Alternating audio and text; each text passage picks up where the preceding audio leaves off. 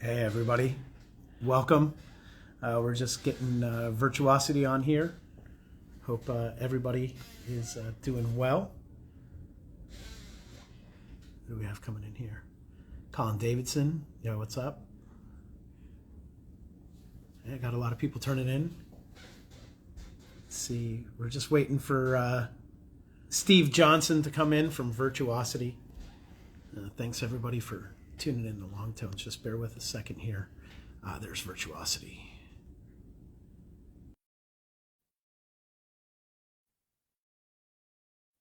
Let's see. Hold on one second, guys.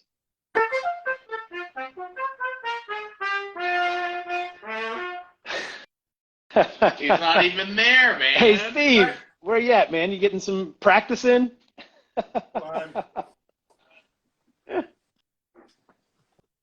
Yo.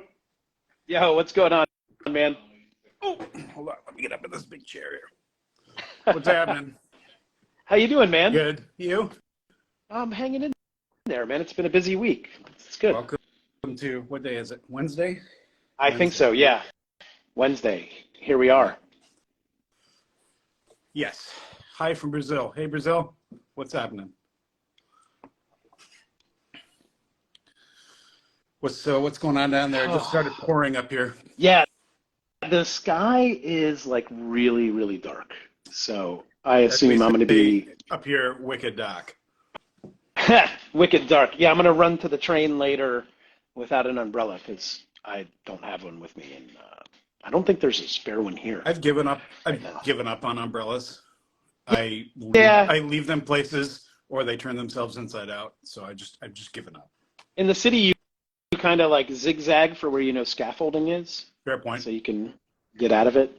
So not a bad play. It gets you a little extra cardio too. Oh man, and we got Miles O'Malley joining us.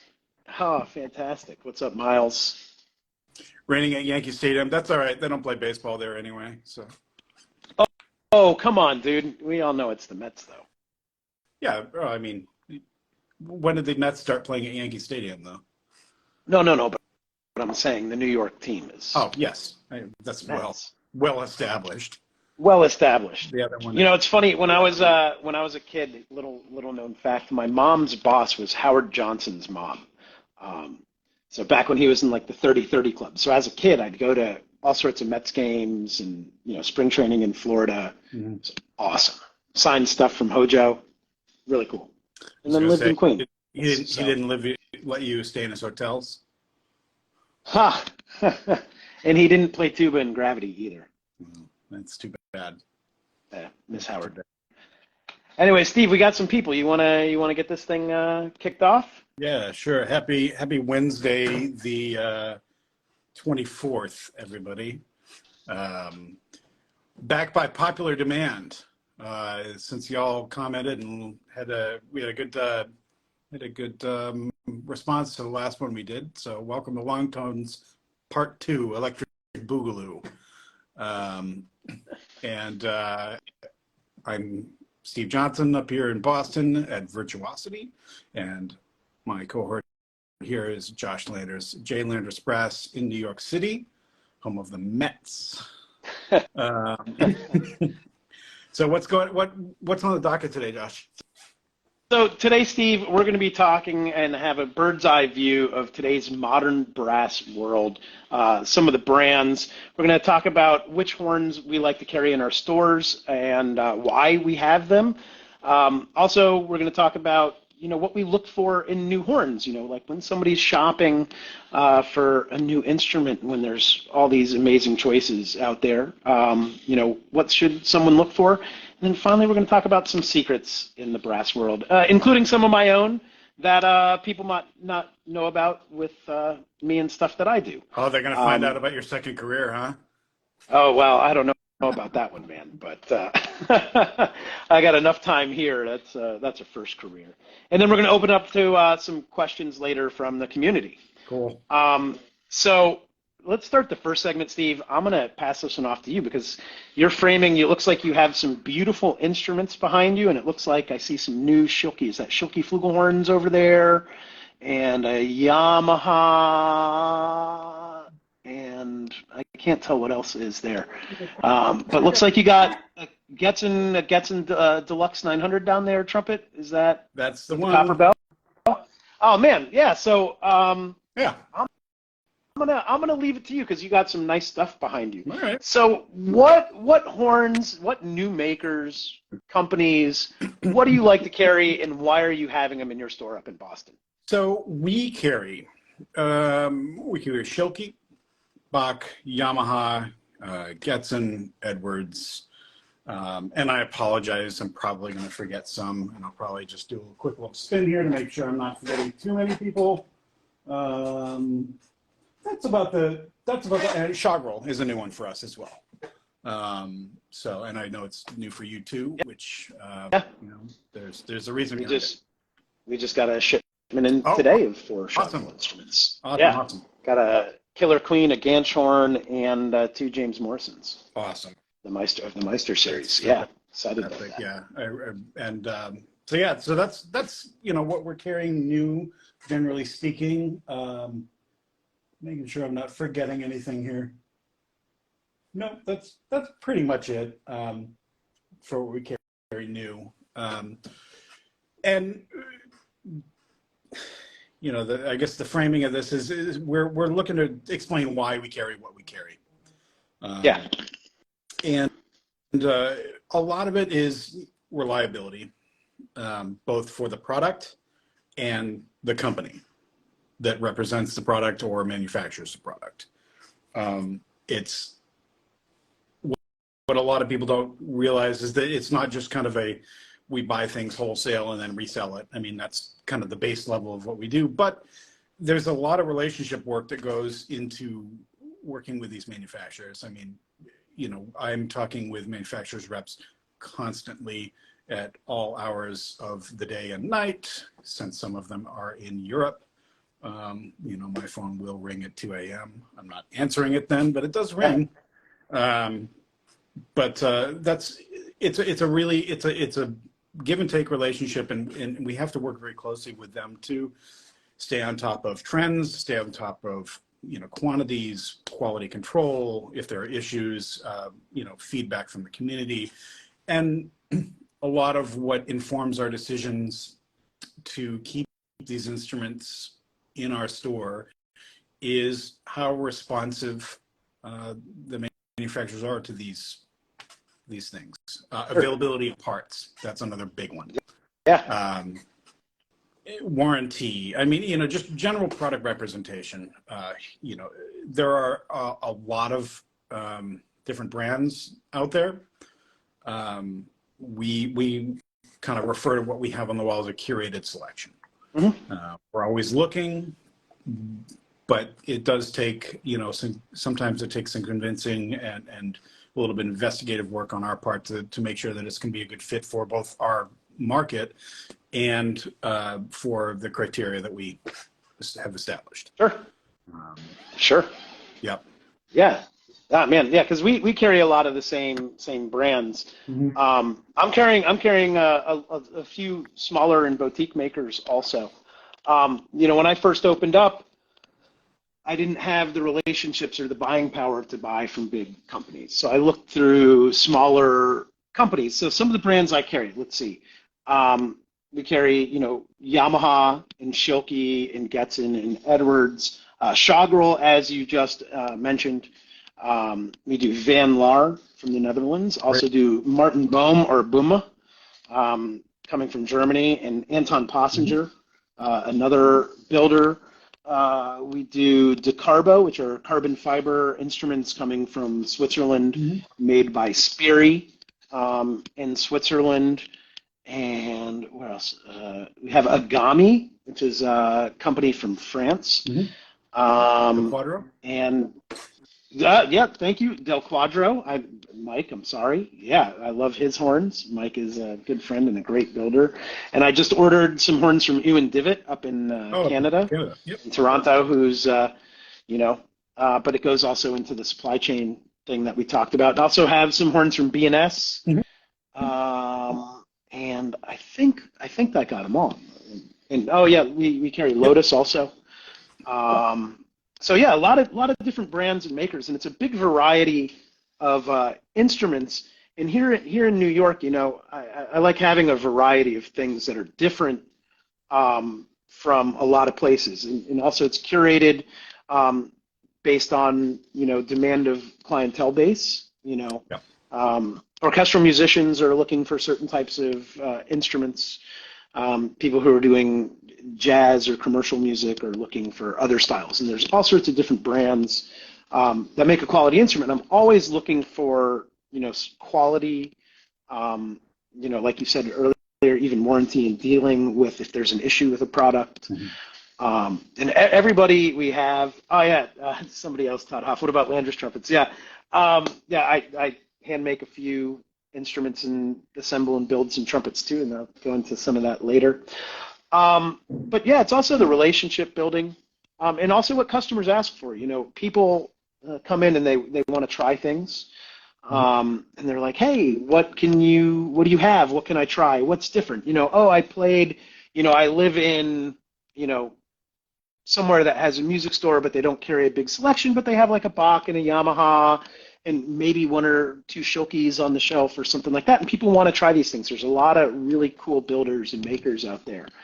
And I'd like to kind of show the ones and have the ones that I believe about or I believe in and, have good relationships with.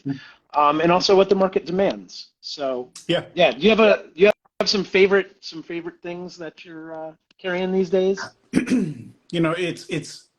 It's great to see factories putting out consistently good product. I mean, Yamaha has always been very well known for their consistency. It's when you've played one, it's going to play like most of the other ones. It's Yeah, really nice to have that up our sleeves.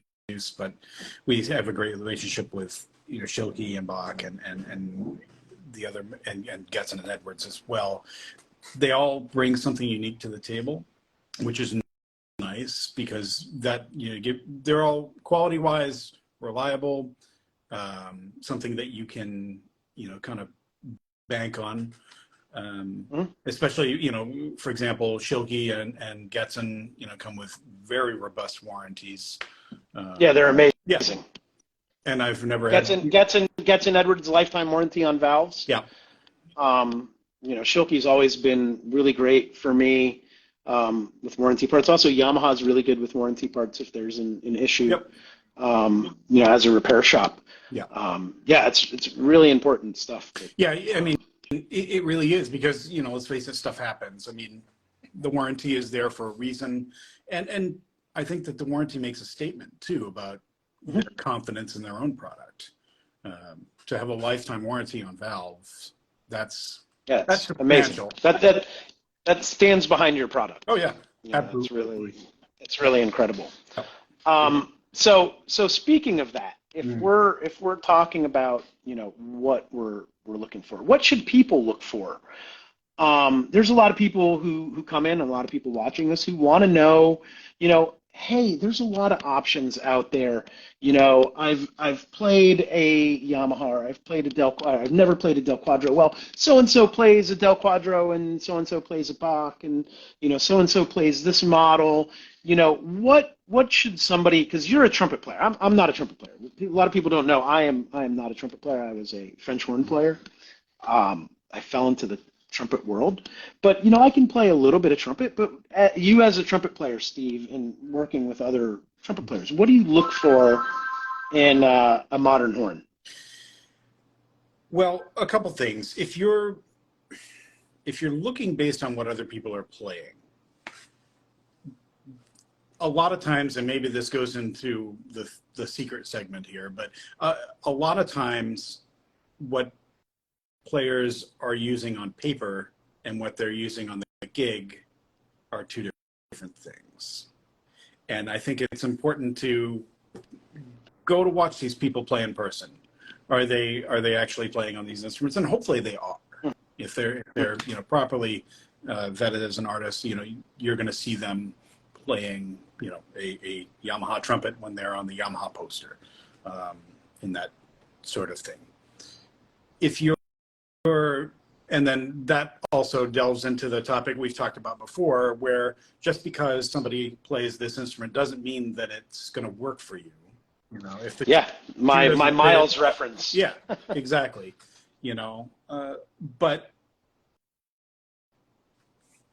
I look for, you know, reputable brands that have staying power, longevity in the market. I mean, there's nothing better to me to see somebody's old trumpet come in with the finish worn in the shape of their hand on the valve block. I mean, that to me says that that is their instrument. That is the horn that they have played. I mean, my B flat has a handprint where the silver plate's worn off. That's been my horn for probably 20 years now, almost. You've and played the same horn for 20 B-flat, years?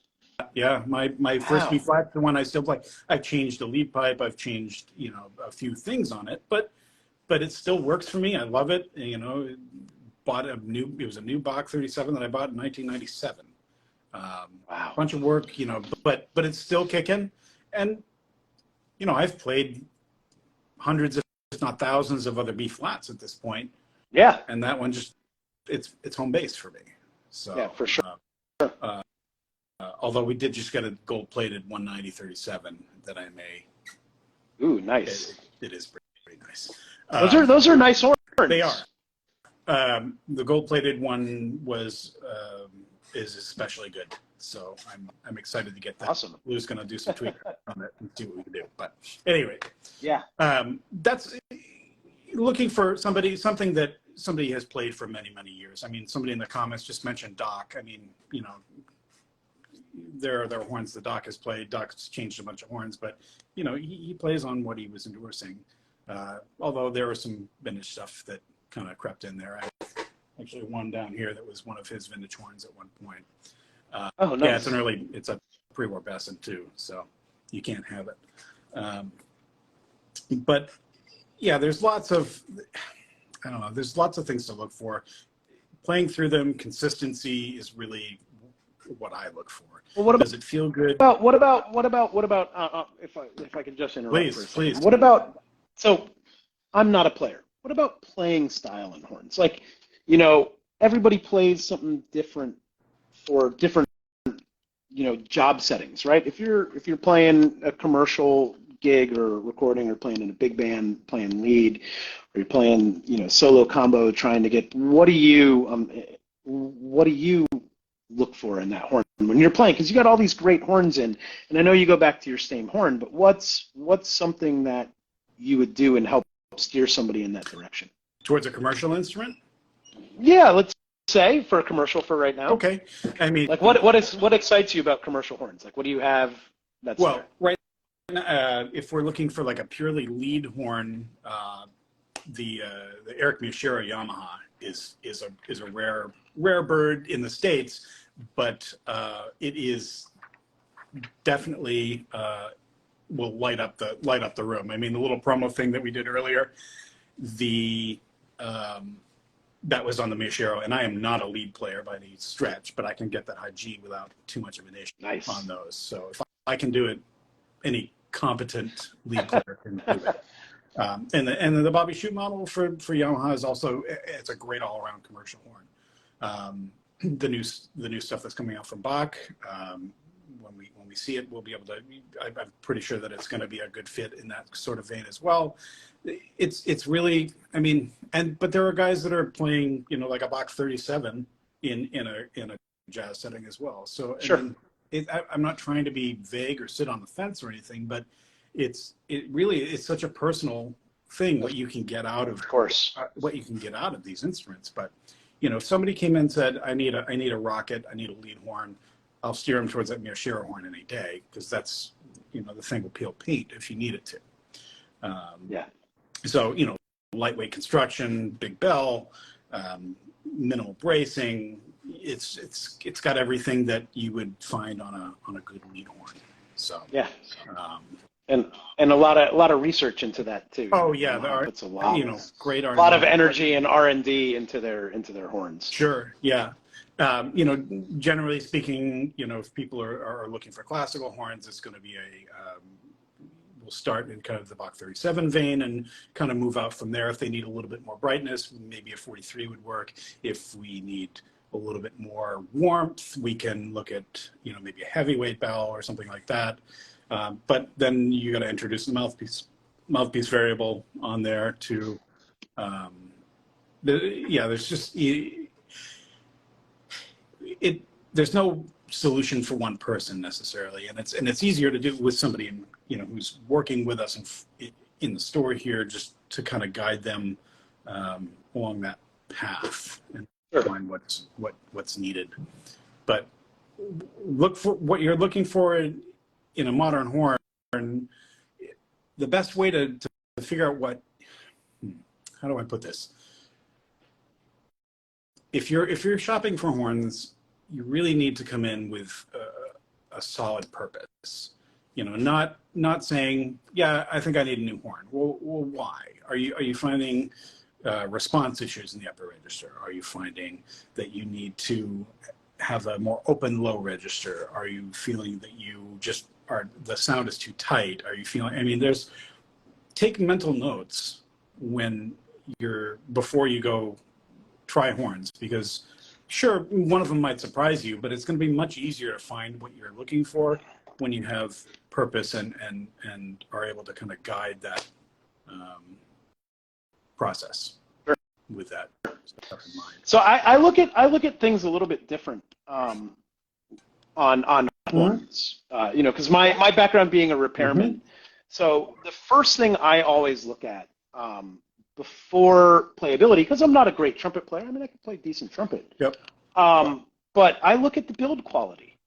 I look at, you know, what are the components? How's the soldering? Is it done under stress? You know, how are the tolerances on the valves in slides? You know, is that main tuning slide loose or slides in alignment? You know, how's the bell mounting? Or, you know, how's the machining? And then where are those parts also coming from too? Right. You know, I carry 3 different brands that use the MAW valve block as their primary valve block. Now that is made by Meinl Schmidt in Germany, and a really, really fantastic valve maker. I think there may be some people who don't know what the MAW valve is. Can you explain that a little bit? Okay, so for people who don't know what a MAW valve is, and I don't have one right here that I could grab, it was a valve design invented by Martin Wilk, and if you look at the port of the second valve, or the second port in the middle, it's moon-shaped. It's missing like half the valve. And the idea of that is it changes how the airflow goes through the horn to help be more even through valve combinations and even response and things like that. It's a really smart design, and it's one of the evolutions in valve making and valve design that, awesome. JT has one. Thank you, JT. JT grabbed one for me. Okay, so this is a Martin Bohm. This is a real beautiful horn. So if I take the valve out, you can see it's like missing, it looks like it's missing part of the valve. And that changes, you know, how the divots in the bumps are in the valve in the airway, which is going to change, you know, how it plays. It's a pretty cool. But I carry, you know, 3 different horns that are made on this valve block. The Lotus, the Martin Bohm, and the Passengers all utilize this valve block. And it's going to make the horn play a certain way. So it's like somebody comes in and they're, you know, looking for with like Martin's horn, since I have that here, this is a really good, great jazz horn. Okay. You know, you're playing, you know, in a combo or, you know, in a big band playing solo stuff. It's a really good horn. Yep. It's not going to be the brightest. This is a tumultuous, but the build quality is really excellent. Yep. So like the horns I carry like this, especially from the smaller makers, you know, like Mike Del Quadro, his horns are fantastic. You know, the fit, the finish. He's using a Getzen valve block. It's really good quality stuff, and you know the bigger factories and the bigger companies, they're pretty good and consistent with that. But there's also a lot of makers and builders out there that, at least in my eyes, don't have, I don't want to say that attention to detail, but there's something special about certain horns to me. And where thanks, man. And where they're coming from, which I think will kind of get us into our last segment about some secrets in the industry. Oh man, I gotta switch from water if we're gonna do this. So I'm going to start with a little bit of a story about myself and things that I've used. So myself as a trumpet builder and making instruments over time, I've used valve blocks from like all over the place. I used valve blocks. I used to work in China. I had valve blocks made for me in China when I first started doing horns. I used Carroll blocks. Carroll Haksangaki makes an excellent valve section. A lot of companies use them. Don't necessarily say, hey, we're using Carroll brass parts. I've used Canstel valves, which no longer in existence, and Bauerfeind valves. And I even just got in the other day, or just today rather. This is a sample valve block from a maker in China. Okay. That I got in, to see, hey, what's the build quality on a valve block? And, there's a lot of things out there that people will say it's like, oh, well, I got a such and such horn. There's a lot of stuff coming from Asia that people just kind of stamp a name or they can have it made. Some stuff is really, really, really good quality. So I carry a brand, Agami. It's a French company designed by a French guy. It is made in Asia, in Taiwan. It's an excellent instrument, like Carroll Brass. Carroll Brass makes great instruments, but a lot of people will use, theirs or other parts in build horns. And, I've always felt with like what I do to be transparent. So I'm building a batch of horns now. I'm using bells. I had my good friend Miles O'Malley, who I think is still watching, make me some bells. I sent him some of my favorite Bessons, and two that were like two serial numbers apart for him to make a mandrel for me. Miles is, for people who don't know, Miles is O'Malley Brass in Chicago, also the Beverly Instrument Company, Beverly Music Company. But Miles is a young maker. This guy, he's incredible. He's making bells for all sorts of companies and people and parts. He has a ton of tooling, super good guy. But I'm going to be using his bells in Bauerfeind valve blocks on my next batch of horns. And Miles even made me some crooks for the main tuning slides. Nice. So that's something about myself that, and here I am with a Chinese valve block. Just because it's from China doesn't mean it's bad. And I think that brings up a good point here, and I always try to bring this up whenever the import topic comes up, is that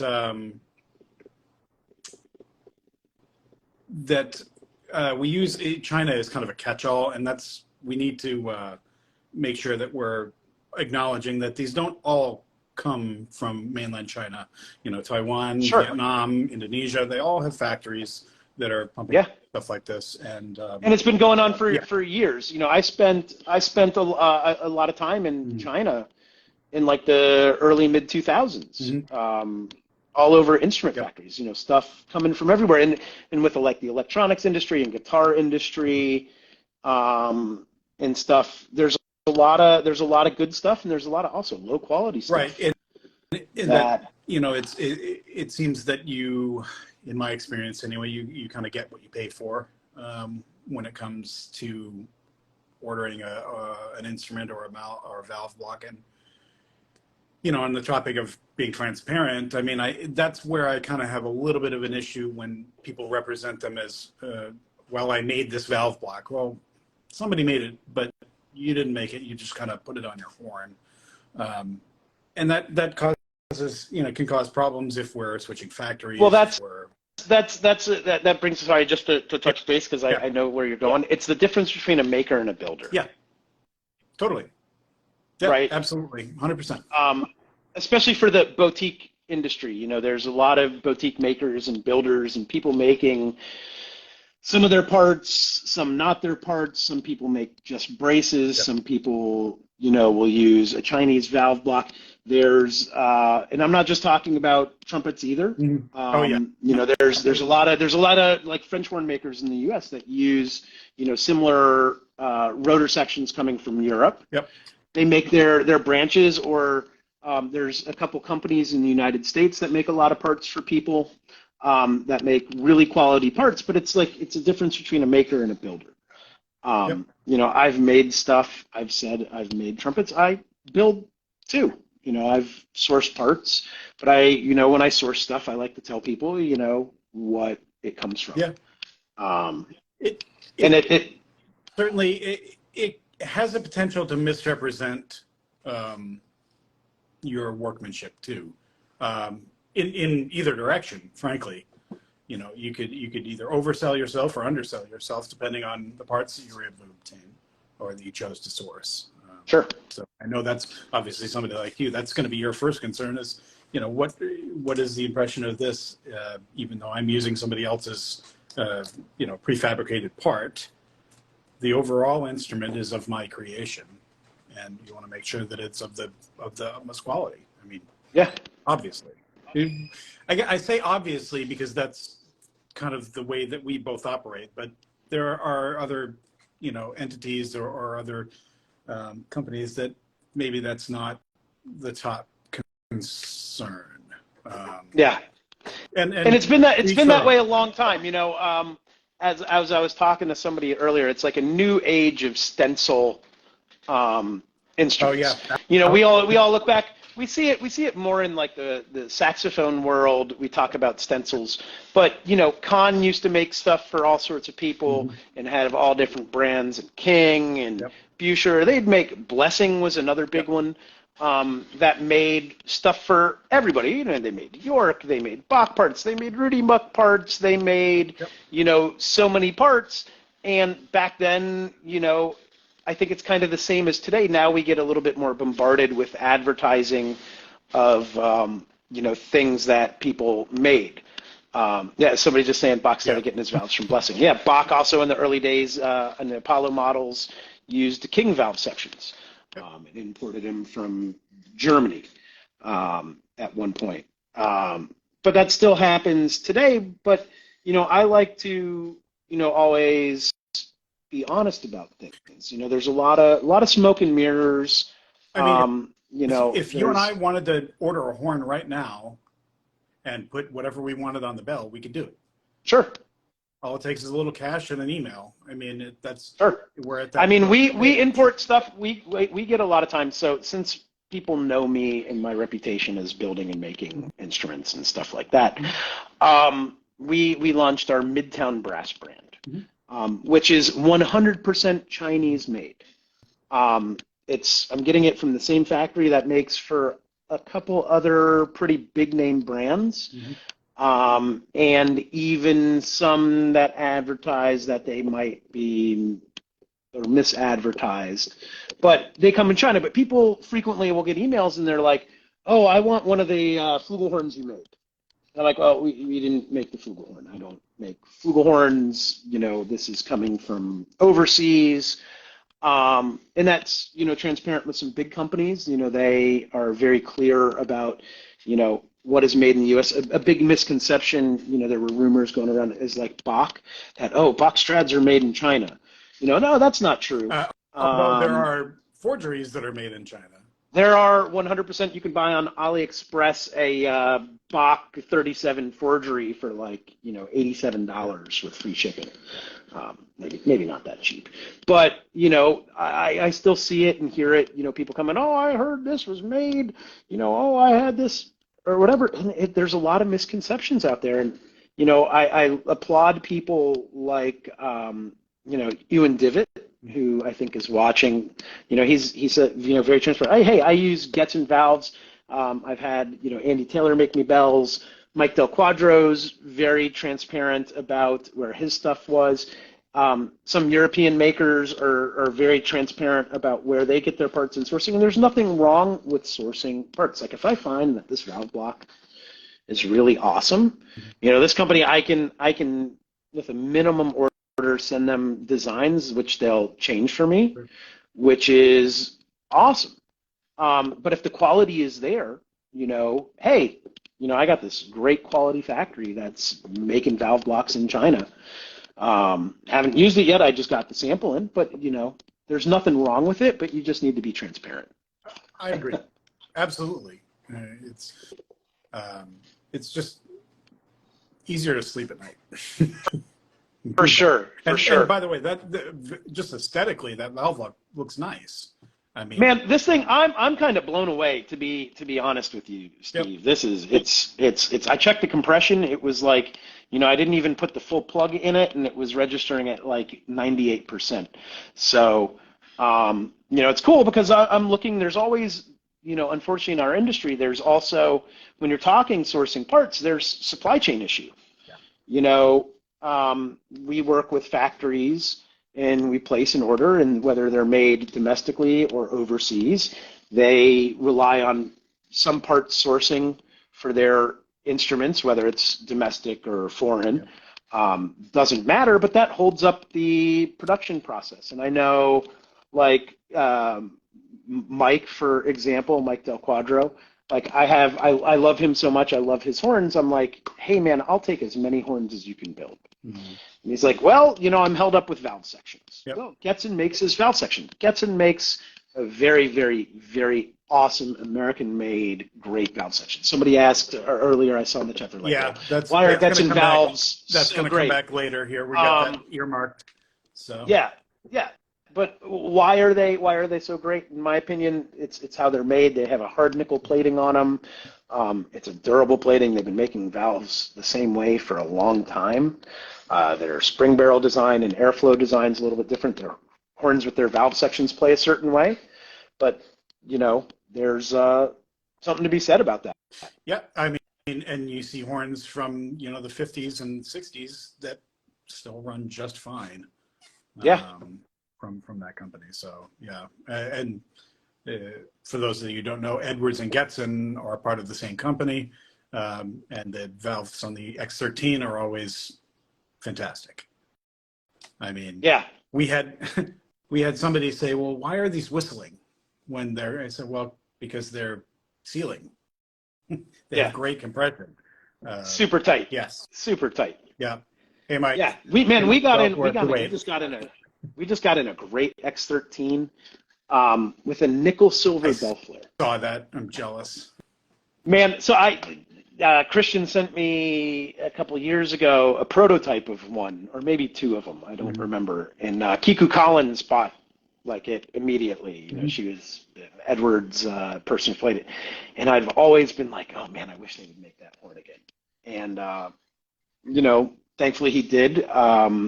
I had two. I got one left. Right. But it's an amazing instrument. It's a versatile instrument. There's so many great instruments that we all carry. I hate to not be able to talk about them all. Yeah, it's a little overwhelming. I mean, when you think about it, you don't want to short anybody, but at the same time, there's only so many hours to talk about these things. But a well-made instrument is going to last. That's why we're still talking about them. Getsons and Bachs and even Yamaha at this point is how many years old? The wind instruments anyway. I mean. Yeah, man, they've been making stuff a long time, and they have super talented staff. But even in the beginning, are always we talked about using other. I mean, they had a link up with Schilke at one point. So Schilke, and then Schilke used early Yamaha valves and made some horns, the Yamaloy, and then Yamaha made some horns for Holton and Kahn. A lot of people don't know that. Vito as well. Vito. Yep. And in the woodwind world, even more. Yes. Companies and parts and things were sourced. But I feel like it's something we could talk about forever. I mean, we could go on. Oh man.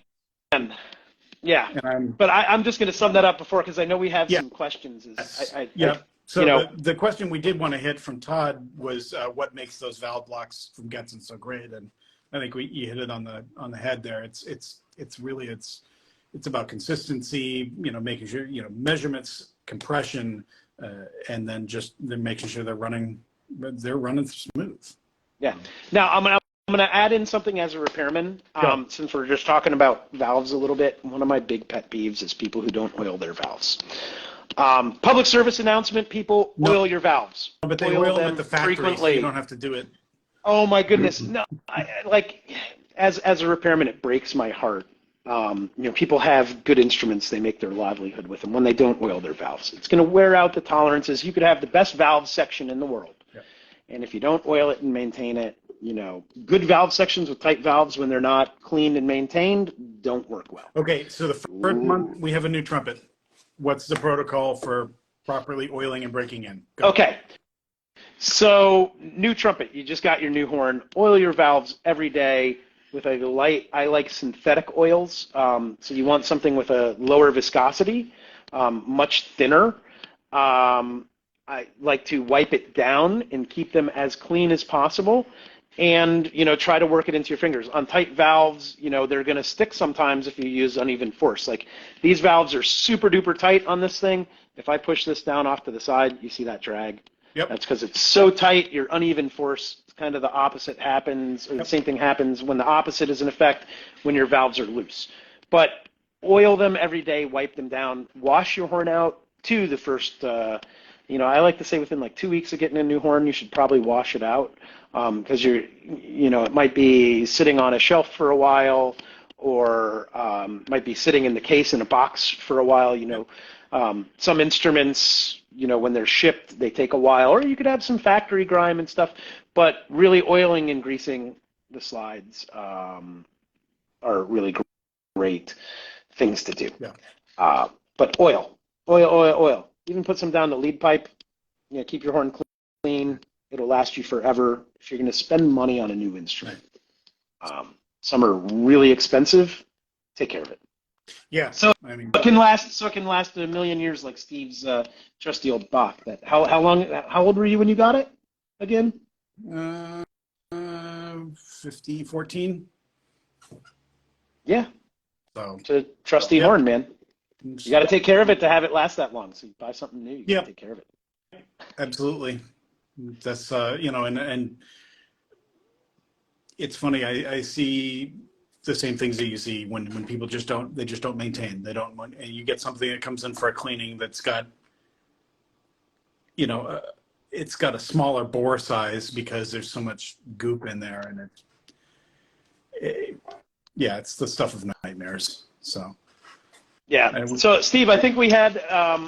I don't want to go into a repair. No. Thing. We've got more topics. That's going to get me. We have some more. I think we have some questions. Yeah. And things like that. And I know some people have been pushing in stuff in text. But we had a question here that came in through our socials. What is the trait of an instrument that gets an instant no from you all? Huh. Wow. I'll take that one. Go first if you want. And I'll jump in because I've got thoughts, but so first thing, quality, number one.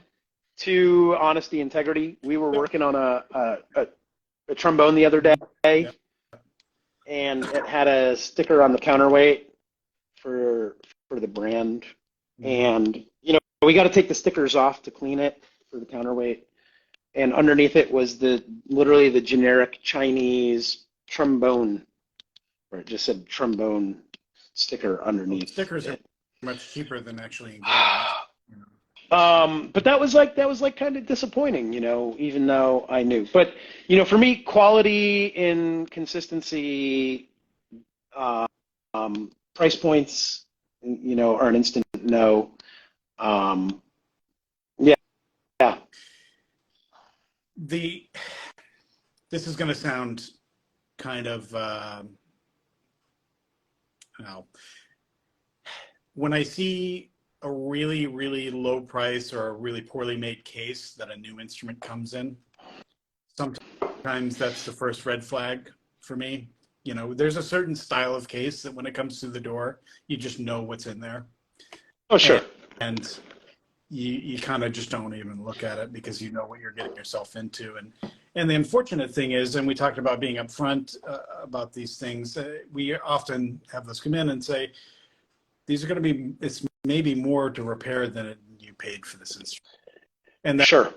Or what it's worth, or but that's not to say there's not a point if it for came with lower white prices. gloves, good comment there. Yeah.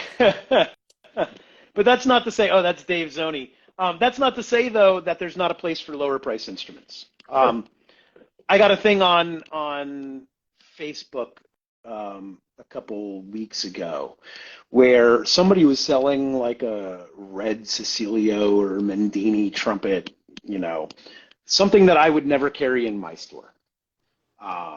Just not my market, but they were selling it for real cheap, like $100, and people were dogging it in the comments. They're like, oh, it's a cheap piece of POS and, blah, blah, blah, blah, blah, blah, blah, blah, blah. But yeah, sure. But, think there's some people who don't have the money. And, inevitably we all want people playing music, whether they have a lot of money or not. And I said, people, you're not buying the horn. Somebody who might not have a lot of money could buy that and they'll at least have some fun. And that's the important thing. Yeah. But I know there's companies that sell similar horns that come from the same factories for a heck of a lot more money. And that's a hard no for me. That's a big pass.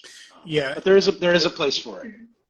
At the right price. Yep. At the right price. Well, and that goes to the point of what I was saying earlier. You get what you pay for. So if my issue there is if a manufacturer or builder or something is overrepresenting what they have and just kind of arbitrarily putting a price point on it to get either market attention or add prestige through a higher price point, that is disingenuous. And yeah, that's a great comment too.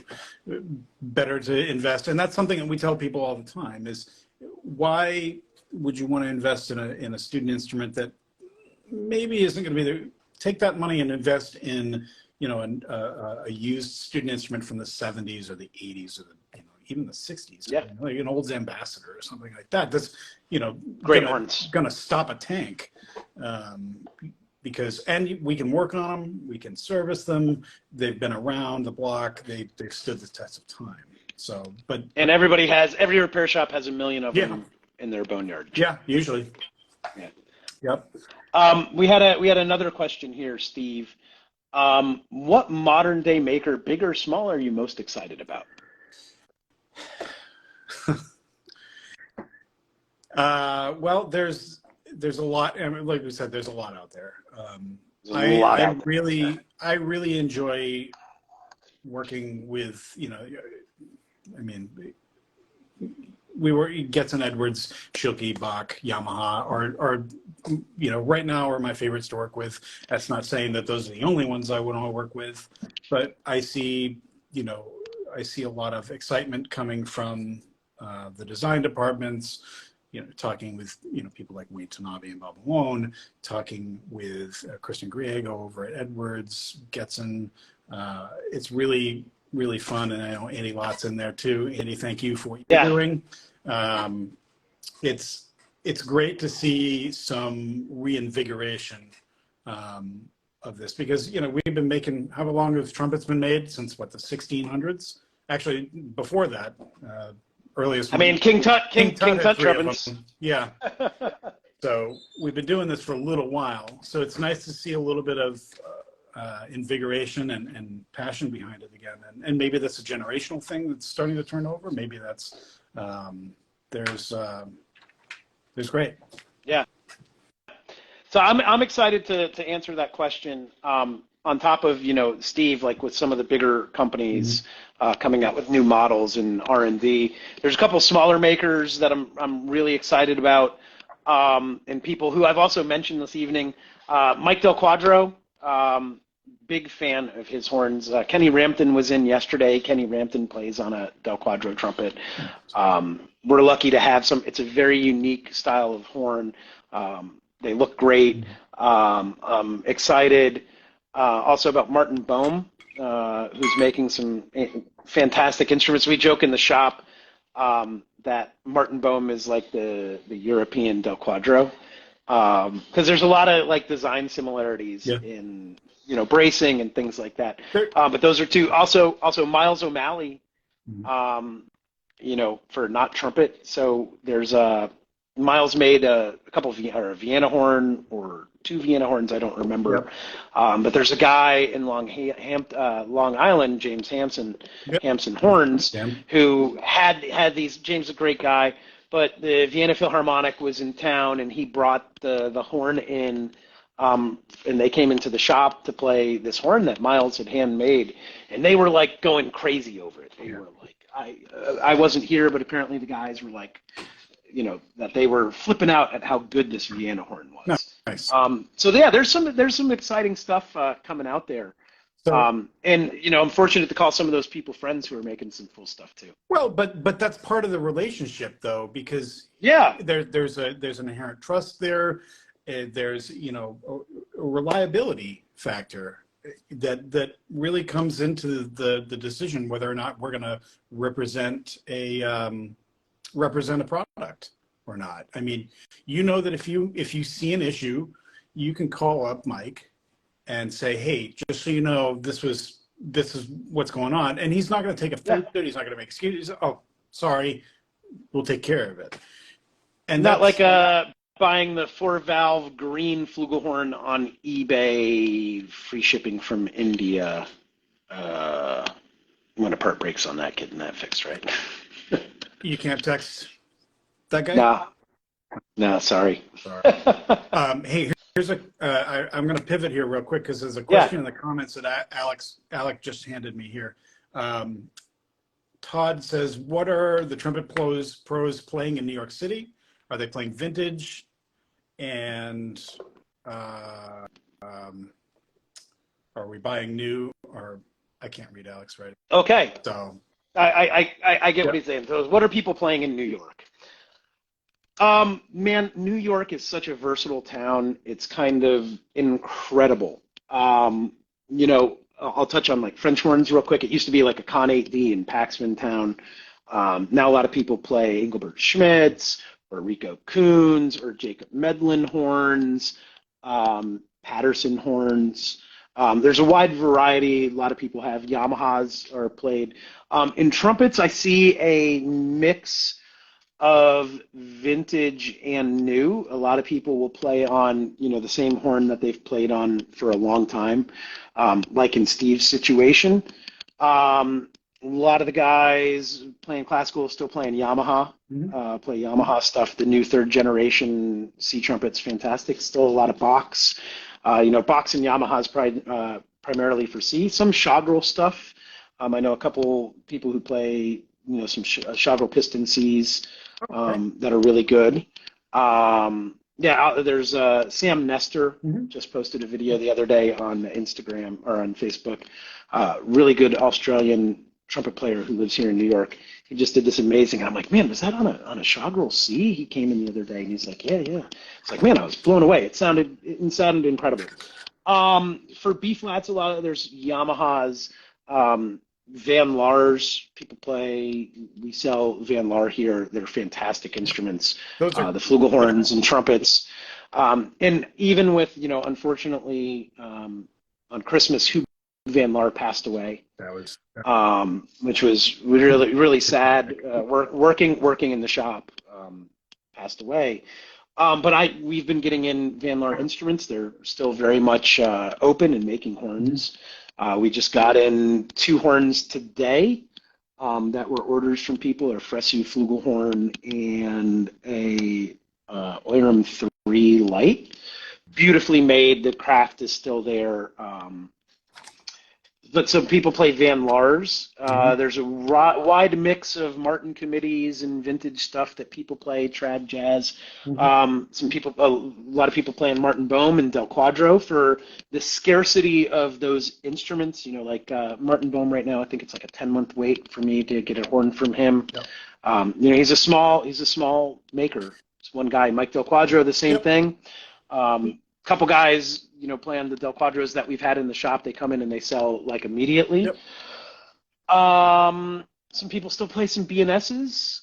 Schilke's high horns, dominated by the high stuff, E flats and piccolos. Though a lot of people play Yamaha piccolos too, if they can get them, and some rotary stuff. Weimans for rotary trumpets and Chagrels for rotary trumpets. But it's really a wide mix of people playing in New York these days, and a lot of people will also have multiple instruments to do different things. That's very specific. Also, if you're lucky enough for working as a trumpet player and you need different instruments, it's good to have those, and some people have those, and some other people do, versatile stuff. I know people who play, old super worn Bach 37s that they've played for a million years, and they sound like $1 million in high pressure gigs. Yep. So, it's good question. Hard to argue with that. Yeah, it's man, there's just so many out there. I think we should take one more question and then try to wrap things up. Yeah, man. Cool with you. Murray, thank you on the B&S. Yeah, I designed a C trumpet with B&S, the Metropolitan series. Thanks, Murray. So good to see you on here. Does the question is, does the current age or time period make the process of crafting musical instruments more challenging or more accessible? So interesting. I guess, yeah, I think that there are some things, I mean, we talked about like, AliExpress, Alibaba, that sort of thing. Certainly, I wouldn't say it's crafting there, it's more ordering and importing. Certainly that's much easier now. It's a couple button clicks away. But I think that there are a lot more challenges setting up a manufacturing facility. You have, if we're comparing it to maybe the 1950s and before, you have stricter OSHA regulations, you have, workers' comp situations, you have labor shortages as well, specialized labor running these machines. A lot of it is gone CNC. So there's lots of different, it is a different world, but on the other side of that coin, we get more consistency, ideally, out of a more, I guess you could say, computerized or a higher tolerance than we would back then, and ultimately more capacity. But there again, there's kind of two ways to look at that. So I look at it. I see. With accessibility, I think nowadays with the internet, things are more accessible to people. But unfortunately, our industry has taken a change on the manufacturer side, where manufacturers used to have, a warehouse filled with instruments that they would just build and build and build and build and build and build, and then you could order it and it would ship relatively soon. Like I remember, man, when I first came to New York working at Sam Ash on 48th Street, you could come in and play like 20 Bach 37s. Yeah. It was like, it was incredible. But costs and things have risen, both on the manufacturing side and on the retail side, and expenses for everybody. So I think accessibility to those horns is not what it used to be. I order instruments from companies, and it's like 6 months, 9 months, a year, 14 months to order something. There's supply chain issues, as I kind of touched in before, of like valve sections or where parts are coming done, production lead times. It's not what it used to be, where you had these big, workforces of factories just stamping out, making. Right. And some of these other people who make parts and make instruments also use their machinery for other things, to make other products and things. I know some mouthpiece makers and things that use their machinery on the off time to make other things. So I think there's less accessibility of that, where you can't, go into a store and play like 10 of the same horn anymore, brand new, because it's just, factories don't have it. Well, but not only the fact that factories don't have it, but the retailer doesn't have it. It's expensive. it's a lot of money to have and a lot of overhead to have multiple horns. I mean, there are a few of us in the country that have decided to go that route, and obviously the two of us are in that category, but we make it for the reason that we know that our market, our clientele, needs to have that option. And is it available all the time? No, it is not. And I think COVID put a big foot down on that. COVID did. I think that was a big market disruptor for sure. But we also, even before that, well, I mean, I guess the good news with like a Yamaha horn, I don't think I need to have 10 of one model, unless I'm going to sell 10 in the weekend, which, that'd be great. Man, that would be really nice, huh? Would be. I mean, we do sell a lot of the Bobby Shoe models. They're good horns. They're great horns, and at a great price point too. But we know, you know what you're going to get from horn to horn. More so, there are other brands that people feel that you need to play a few just to get a good, representation. You can always spin that as character. Some people spin it as inconsistency. Whatever. If the horn works for you, it works for you. As long as it's put together well. Yeah. If you play something, I'm gonna another PSA out there.